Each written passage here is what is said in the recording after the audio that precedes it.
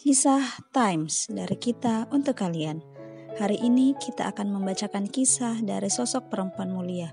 Ketika wanita itu menjanda, sang ayah mencarikan laki-laki terbaik di sekelilingnya untuk menjadi suami dari perempuan tersebut.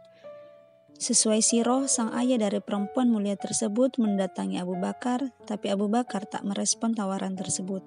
Kemudian setelah itu, sang ayah dari wanita mulia tersebut mendatangi laki-laki yang malaikat pun malu padanya, Utsman bin Affan.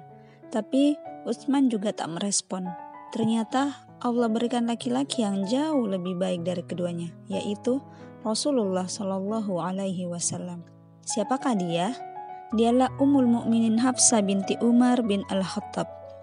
Hafsah binti Umar bin Al-Khattab bin Nufail bin Abdul Uzza bin Riyad bin Adi bin Ka'ab bin Lu'ay radhiyallahu anha. Ia dilahirkan pada 18 tahun sebelum hijrah. Ibunya adalah Zainab binti Maz'un bin Hubayb bin Wahab. Hafsah lahir saat orang-orang Quraisy membangun Baitullah, dan ia merupakan anak sulung dari Umar bin Khattab, artinya ia lebih tua dari Abdullah bin Umar. Sebelum menikah dengan Rasulullah Shallallahu Alaihi Wasallam, Hafsah bersuamikan seorang laki-laki yang bernama Hunais bin Huzafa As-Sami. Keduanya memeluk Islam bersama. Kemudian Hunais hijrah ke Habasyah pada hijrah yang pertama. Mereka dipimpin oleh Utsman bin Affan yang membawa istrinya, Ruqayyah putri Rasulullah. Kemudian Hunais dan istrinya Hafsah berhijrah pula ke Madinah. Ia turut dalam pasukan Badar dan wafat karena luka yang ia derita di perang pertama itu. Setelah suaminya wafat, ayahnya Umar bin Al-Khattab iba dengan keadaannya. Ia berusaha mencarikan untuk putrinya seorang suami yang soleh. Umar berkata, "Aku menjumpai Utsman. Aku tanyakan padanya apakah tertarik dengan Hafsah. Kukatakan padanya, jika engkau mau, aku akan menikahkanmu dengan Hafsah binti Umar." Utsman kemudian menjawab, "Aku akan pikir terlebih dahulu." Umar menunggu beberapa malam. Ia pun menjumpainya. Utsman berkata, "Aku telah berkesimpulan bahwa aku tak berminat untuk menikah dalam waktu-waktu ini." Kemudian Umar menjumpai Abu Bakar. Dan Umar mengatakan padanya, "Jika engkau mau ya Abu Bakar, akan kunikahkan engkau dengan Hafsah binti Umar." Abu Bakar kemudian terdiam. Ia tak memberikan jawaban apapun padanya. Umar meyakini bahwa ia juga mengambil sikap seperti Utsman. Setelah lewat beberapa malam, ternyata Rasulullah Shallallahu Alaihi Wasallam melamar Hafsah. Lalu Umar menikahkan putrinya dengan beliau. Setelah itu Umar menemui Abu Bakar. Abu Bakar berkata, "Mungkin engkau akan kecewa padaku saat mengajukan Hafsah. Aku tak memberikan jawaban apapun padamu." Abu Bakar kemudian melanjutkan, "Tidak ada yang menghalangiku untuk menanggapi tawaranmu, melainkan aku tahu bahwa Rasulullah telah menyebut Hafsah. Aku tak ingin menyebarkan rahasia Rasulullah. Seandainya beliau tidak jadi, aku yang akan meminang Hafsah." Rasulullah Shallallahu Alaihi Wasallam menikahi Hafsah pada bulan Sya'ban. Ada yang menyebutkan bahwa Rasulullah menikahinya pada tahun ketiga Hijriah. Ummul Mukminin Hafsah radhiyallahu anha termasuk salah seorang istri Nabi yang dikenal memiliki kecemburuan dibanding istri-istri yang lain. Sifat ini sebenarnya lumrah di kalangan perempuan, terlebih seorang istri yang suaminya memiliki beberapa orang istri selain dirinya. Karena itu diriwayatkan dari Aisyah radhiyallahu anha bahwa istri-istri Nabi itu terdiri dari dua kelompok.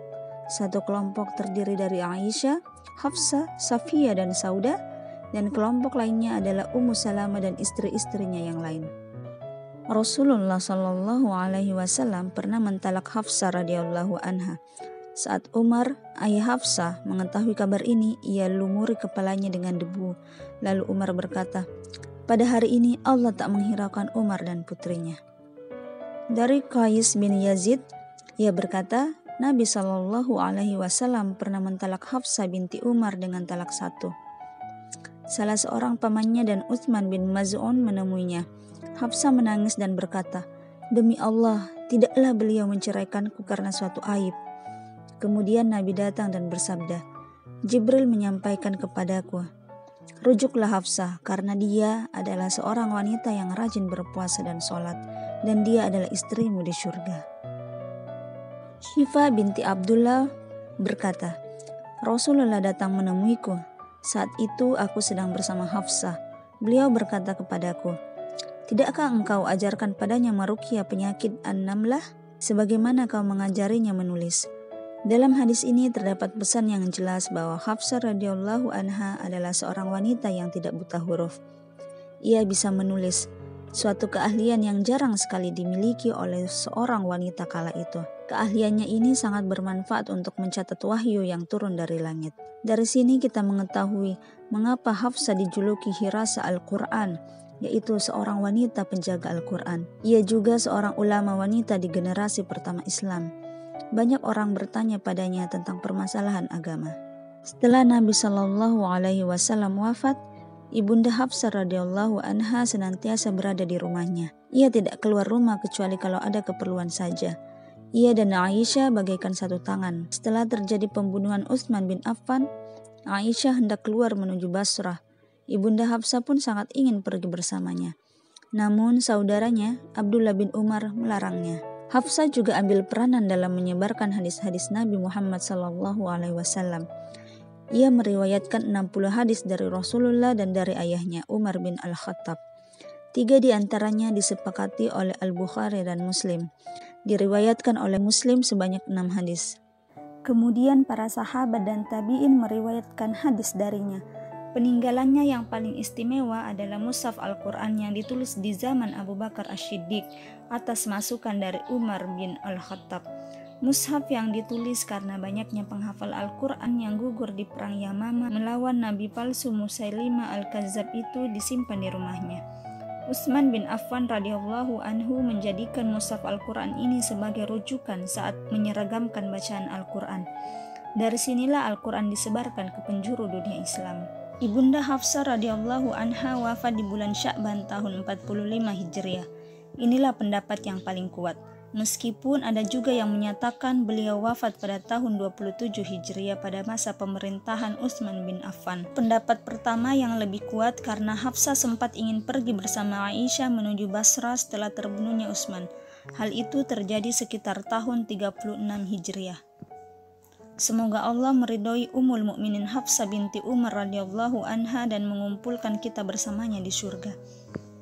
Terima kasih telah mendengarkan kisah yang kami bacakan. Jangan lupa like, share, komen, dan subscribe. Sampai jumpa pada kisah Times berikutnya. Assalamualaikum warahmatullahi wabarakatuh.